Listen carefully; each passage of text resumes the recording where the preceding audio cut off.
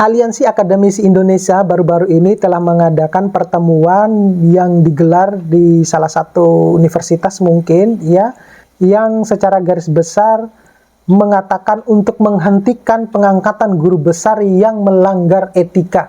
Mau tahu informasinya seperti apa? Tetap stay tune di channel saya, kita bahas ini lebih dalam.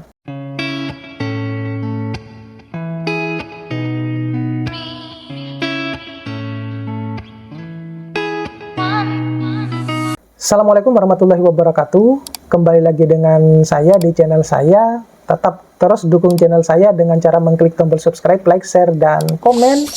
Biasakan juga Bapak Ibu untuk menonton video-video saya secara full. Nah, jadi informasi yang akan saya berikan pada video kali ini itu yang berkaitan dengan hasil pertemuan Aliansi Akademi Indonesia yang peduli terhadap integritas akademik Indonesia, yang secara keseluruhan itu menyatakan bahwa menolak pengangkatan guru besar yang melanggar etika. Nah, etika itu seperti apa ya? Etika akademisi itu ada Bapak Ibu ya, termasuk di dalam etika publikasi itu ada. Nah, kita sebagai seorang dosen itu tidak bisa lari dari lingkungan itu gitu. Jadi kalau dosen itu harus lebih memahami bagaimana itu etika akademisi, bagaimana itu etika publikasi gitu. Nah, kita ini ya di luar negeri ya, yang studi lanjut ke luar negeri itu, untuk bisa mengupload proposal yang akan didanai oleh pemerintah setempat, itu kita harus ujian yang namanya etika akademisi dan etika publikasi dulu gitu. Jadi kalau kita lulus di dalam ujian tersebut, nah kita baru bisa itu mengajukan proposal untuk mendapatkan pendanaan dari pemerintah setempat. Nah, itu yang kalau dilakukan di Indonesia, ya mungkin banyak yang tidak akan lulus. Gitu. Artinya lulus, tetapi mungkin butuh beberapa kali ujian, gitu. Nah, itu yang terjadi di negara tempat saya melakukan studi gitu. Jadi, saya kalau misalnya saya yang kemarin mengajukan untuk mendapatkan dana dari penelitian saya, ya, biar dapat support dana dari pemerintah setempat, ya, itu saya harus ujian dulu dan saya harus melampirkan sertifikat dari hasil ujian tersebut.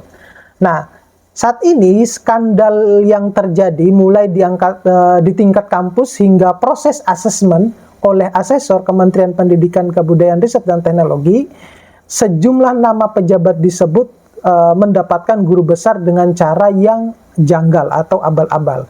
Nah, semakin banyak sebenarnya pejabat ataupun politisi yang berminat dan berhasil dengan segala cara memperoleh guru besar, maka ini semakin mengkhawatirkan ya, atau semakin membuat para akademisi itu naik pitam gitu. Nah, hal ini dilakukan tanpa tujuan akademis yang jelas dan tanpa memahami dampak kerusakan bagi dunia ilmu pengetahuan Indonesia, dan ini perlu dihentikan. Nah, aliansi itu menilai bahwa proses pencapaian guru besar dengan cara-cara curang itu adalah suatu pelanggaran akademis yang serius, bahkan bisa menjerumus perbuatan melanggar hukum dan merugikan bangsa.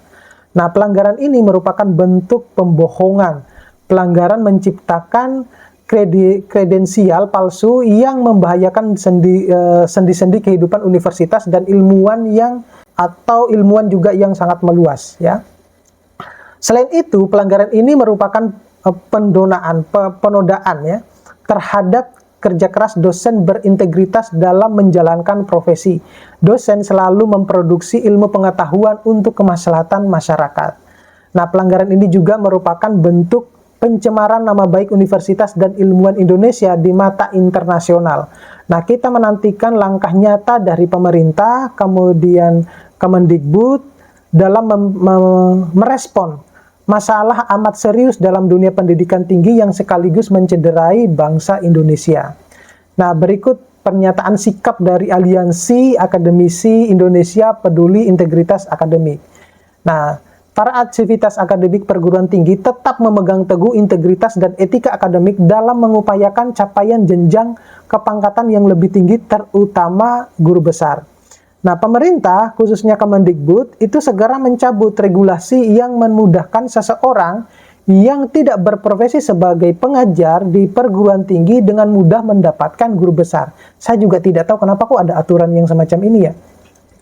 Pemerintah itu segera melakukan reformasi manajemen dan proses pengelolaan kenaikan jenjang dosen berdasarkan koreksi total atas segala kelemahan sistem yang selama ini diberikan.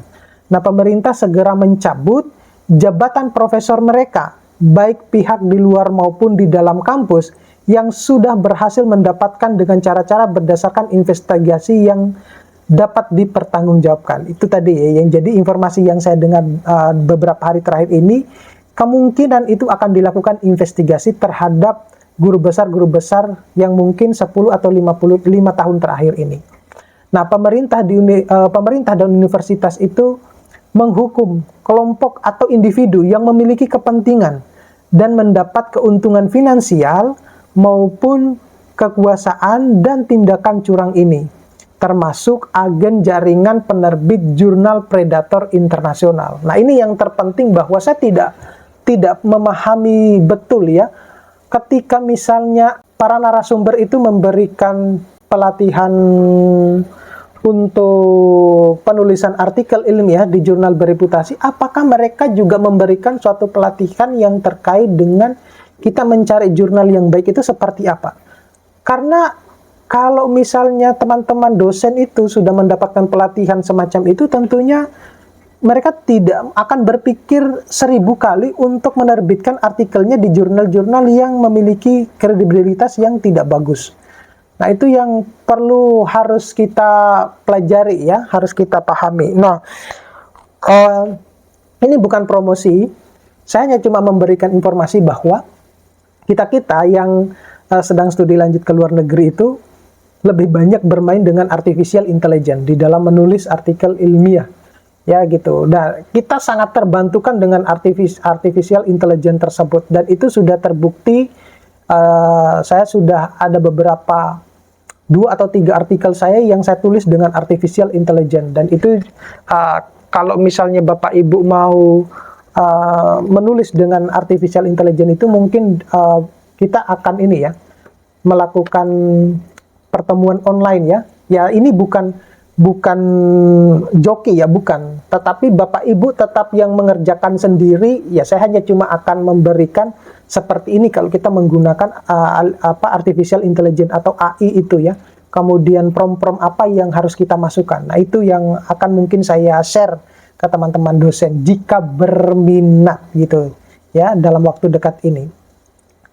Nah, selain itu penting bahwa semua dosen itu harus memahami yang namanya etika publikasi. Kenapa demikian? Karena terutama bagi dosen-dosen ya, di Indonesia itu kebanyakan, mohon maaf, itu kebanyakan nebeng nama tanpa ada kontribusi sama sekali gitu. Itu harus sudah dihilangkan itu, yang semacam itu. Kebiasaan-kebiasaan semacam itu harus sudah dihilangkan. Jadi buat teman-teman dosen yang selama ini merasa dirinya, saya ini hanya cuma nebeng nama, padahal ketika misalnya sudah terbit ya artikel tersebut, kemudian Bapak Ibu pakai untuk syarat untuk ke BKD ya, pelaporan BKD, dan Bapak Ibu mendapatkan bayaran dari sertifikasi dosennya setiap bulannya, apakah itu berkah?